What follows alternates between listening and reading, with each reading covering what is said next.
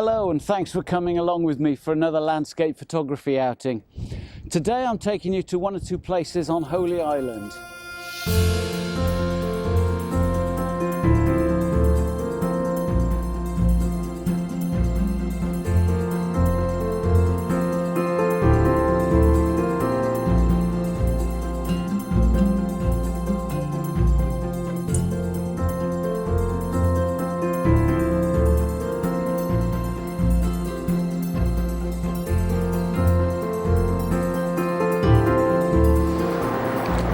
Now this is where I've got to climb back up, and on the basis that I slithered most of the way down it, I really don't know if I'm actually going to be able to climb up. I was just thinking about seeing if I can blag a lift off one of those canoeists, save me climbing back up that cliff. So I'm down here on the beach at Rhoscolyn, a little cove called Porth Saint, just down the coast from the White Arch. Which you might remember I photographed back in February of this year. Put a link to it up there, as you'd expect. Today I've come down though to photograph another rock formation. This is called Gwenfaen's Pillar. Let me show you what it looks like. Now Gwenfaen apparently was an early medieval hermit who lived locally, and legend has it that she was being attacked by Vikings, scuttled down onto this beach, although God knows how, and climbed to the top of the pillar. And then when nobody was looking, she was carried up to heaven by a crowd of angels. What I suspect actually happened, if there was such a person as Gwenfaen, is she fell off and drowned. Nevertheless, it makes for an interesting bit of history. There's a local church nearby and an old well, both of which are named after Gwenfaen. But photographically, this little stack of rock is far more interesting as far as I'm concerned.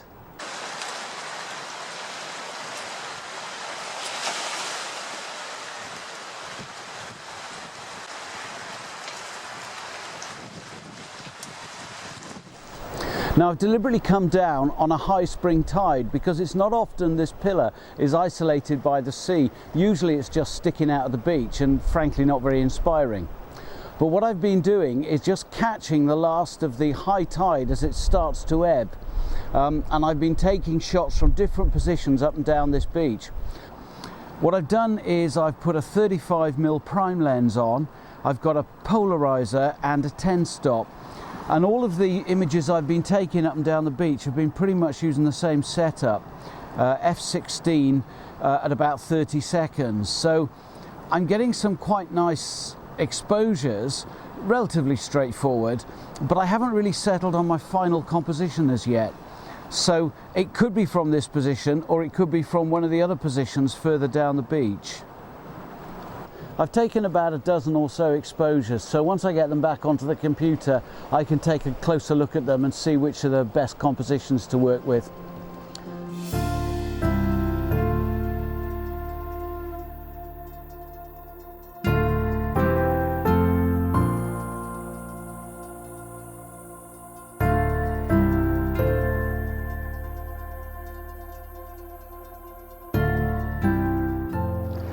Okay, so continuing my little tour of Holy Island this afternoon, I'm going to head about 500 metres up the coast and shoot the White Arch again.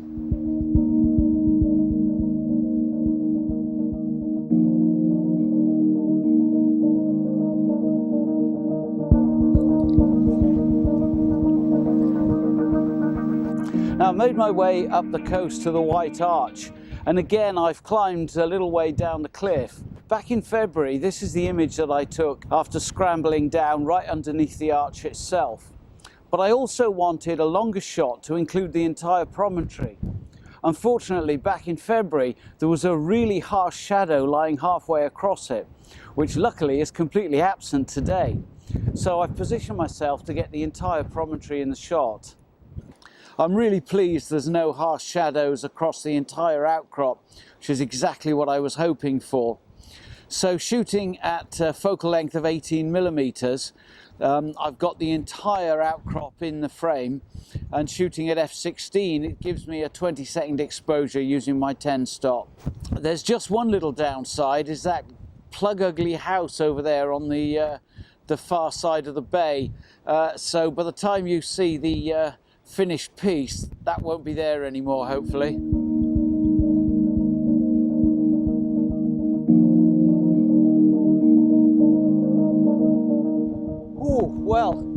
I won't be sorry to get out of this horrendous northerly wind. I'm going to take a stroll back to the car now and head over for a walk on the breakwater at Holyhead. So I'm now about a quarter of the way along Holyhead Breakwater. I'm not intending to walk right down to the end because it runs out to well over 1.5 miles, which makes it the longest breakwater in the UK. There is a stubby little lighthouse at the end, but it's really not very interesting photographically, so I'm not going to bother with that. What I did come for today is to capture this beautiful sweep of the wall as it swings around the marina. Now the breakwater runs out in a zigzag formation, as you'll see from this image that I captured from the top of Holyhead Mountain in the middle of summer. But what I want today is a long exposure to smooth the sea out, and as the clouds are moving across from left to right, I'm hopeful that it will give me quite an interesting minimalist shot. It's taken me some time because the sun's beautifully positioned low in the sky behind me to illuminate it all with some nice soft light. But it's such a big structure that only bits of it are getting illuminated at any one time. I think I might have got a couple where at some point the entire length of it was lit up, but that remains to be seen. So we'll see how I get on with that. I'm going to have a look and see if I can get some images of some of these ships. There's some really nice old gnarly rusty fishing boats in the marina. It's a real tragedy because when Storm Emma blew in, it ripped the pontoons out, and of course all the yachts that were moored to the pontoons were trashed. There used to be a couple of hundred yachts in here. Now, I don't know, a handful maybe. It's really sad to see it so empty.